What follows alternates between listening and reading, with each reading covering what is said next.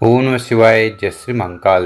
देखिए, मंगलवार का विशेष दिन आ गया ही और ये दिन समर्पित होता है हनुमान जी को।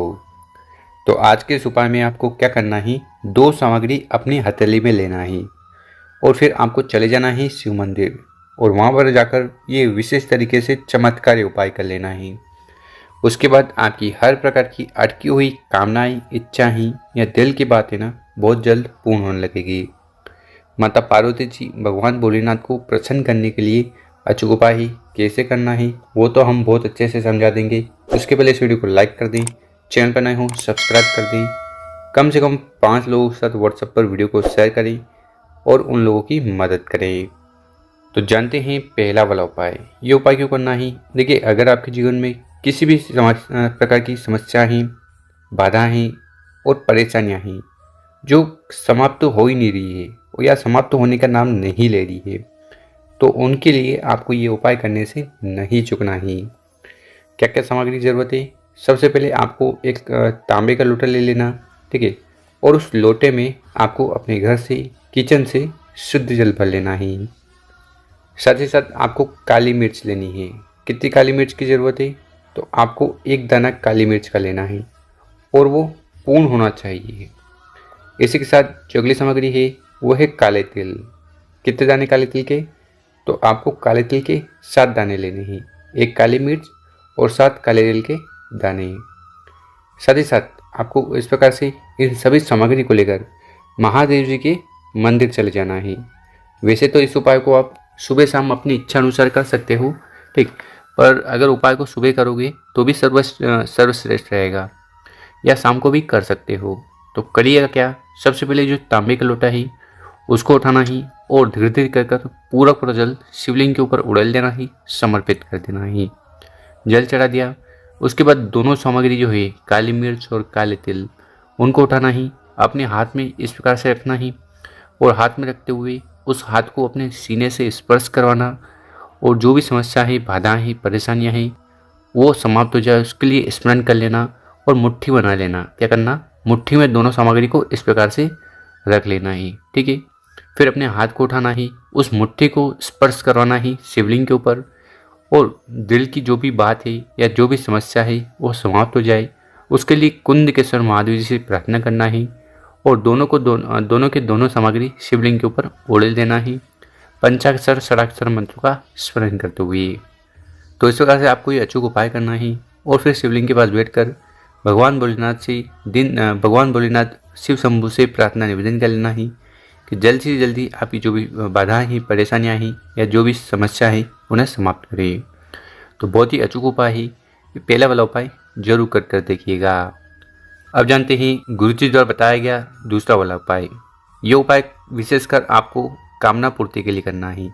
अगर आपकी किसी कोई कामना है, इच्छा है जो किसी कारणवश पूर्ण नहीं हो पा रही है, चाहे वो व्यापार को लेकर हो, नौकरी को लेकर हो, ठीक है, धन संपदा को लेकर हो, तो इस उपाय को करने से नहीं चूकना ही। क्या क्या सामग्री की ज़रूरत है? सबसे पहले आपको लोटा ले लेना है और तांबे का लोटा मिल जाए तो सर्वोत्तम होगा, क्योंकि जल ले जाने के लिए इससे बढ़िया लोटा कोई हो ही नहीं सकता। तांबे का लोटा ले लिया। इसी के साथ जो अगली सामग्री है वो है बेलपत्र। कितने बेलपत्र की ज़रूरत है? तो आपको 3 बेलपत्र लेने हैं, ठीक है। 3 ले लो तो 3, 5, 7 इसके ऊपर लो, तो यह आपकी इच्छा के ऊपर है। बेलपत्र ले लिए, फिर इन सामग्री को लेकर महादेव जी के मंदिर चले जाना और विशेषकर इस उपाय को करने के बाद अघोरेश्वर महादेव जी की असीम कृपा आप पर होने वाली है।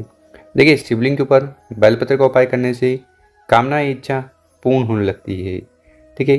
तो करना क्या है, 3 बेलपत्र है ना, उसमें से पहला वाला बेलपत्र उठाना ही, उसको आपको समर्पित करना ही या कॉर्नर पर, ठीक है। फिर दूसरा वाला बेलपत्र है उसको उठाना ही, उसको आपको समर्पित करना ही माता के हस्त कमल पर, ये जो कटी वाला भाग है ना यहाँ पर। इस बेलपत्र की जो डंडी है वो आपकी तरफ होनी चाहिए, डंडी का विशेष ध्यान रखना। ठीक इसी प्रकार से जो तीसरा बेलपत्र है उसको उठाना ही और अपनी कामना इच्छा कहते हुए तीसरा बेलपत्र शिवलिंग के ऊपर समर्पित कर देना। इस बेलपत्र की डंडी होगी जलाधिक तरफ, बड़ी पत्ती आपकी तरफ, ठीक है। 3 बेलपत्र समर्पित कर दिए। अब इसके बाद क्या करना है, जो हमने आपको जल का लोटा बताया था जिसमें आप अपने घर से शुद्ध जल भर कर लाए हो, उस जल के लोटे को उठाना ही। सबसे पहले थोड़ा जल आपको समर्पित करना ही पहली वाली बेलपत्र पर, ठीक है। और उसके बाद उस जल के लोटे से आपको शिवलिंग के चारों तरफ को जल समर्पित करना ही, और आखिरी में शिवलिंग के ऊपर जल को उड़ेल देना। एक बार और समझिए, जल का लोटा उठाना ही, यहाँ से जल को आपको उड़ेलना शुरू करना ही, फिर जल को माता के हस्तकमल के चारों तरफ समर्पित करना ही, और आखिरी में शिवलिंग के ऊपर चढ़ा देना। तो इस प्रकार से आपको 3 बेलपत्र समर्पित कर कर ये विशेष तरीके से उपाय कर लेना।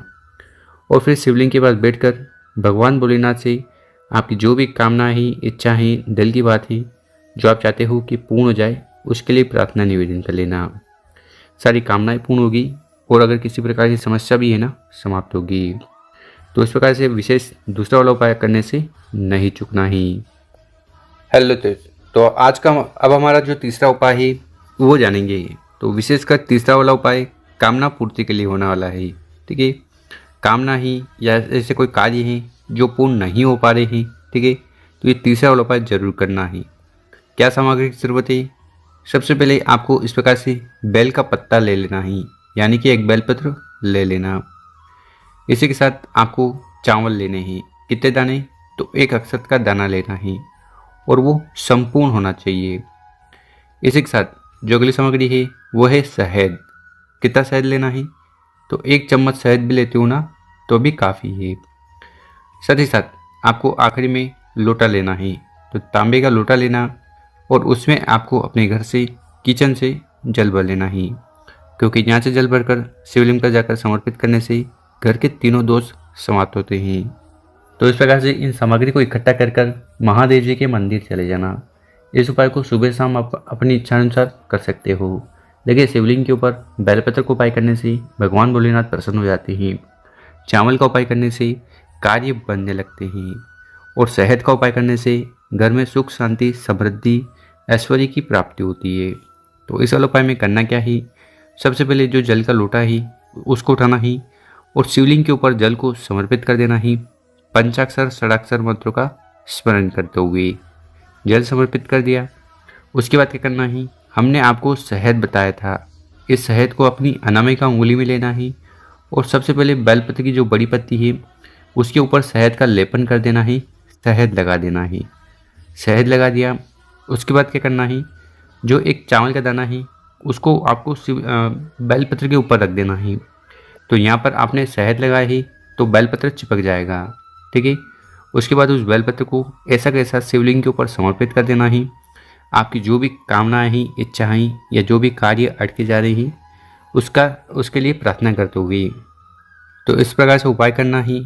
और फिर शिवलिंग के पास बैठकर 2 मिनट तक मंत्रों का जाप करना ही, और फिर भगवान भोलेनाथ से प्रार्थना निवेदन कर लेना ही कि आपकी सारी कामनाएं, इच्छाएं जल्द से जल्द पूर्ण करें। तो आज की इस वीडियो में हमने आपको 3 उपाय बताए हैं। तीनों उपाय में से जो उपाय आपको सर्वश्रेष्ठ लगे, कोई एक जरूर करना है। मेरे प्यारे दोस्तों, अगर आपको हमारा जो तरीका है समझाने का वो अच्छा लगा हो तो वीडियो को 5 लोगों के साथ व्हाट्सएप पर शेयर करें, लोगों की मदद करें। ओम नमः शिवाय।